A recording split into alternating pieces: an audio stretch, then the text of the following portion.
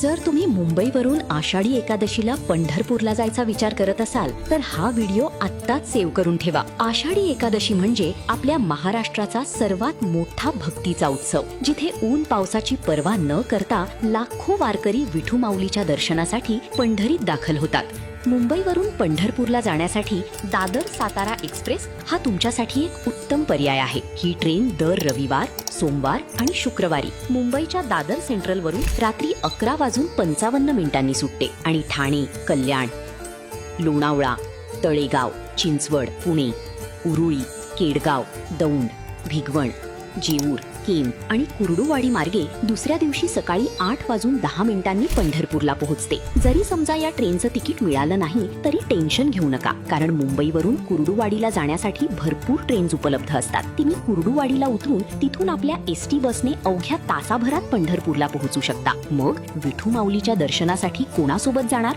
त्यांना हा व्हिडिओ आत्ताच शेअर करा। कमेंटमध्ये रामकृष्ण हरी नक्की लिहा आणि दादर ते पंढरपूरच्या तिकीट दरासाठी पिन कमेंट चेक करा। धन्यवाद।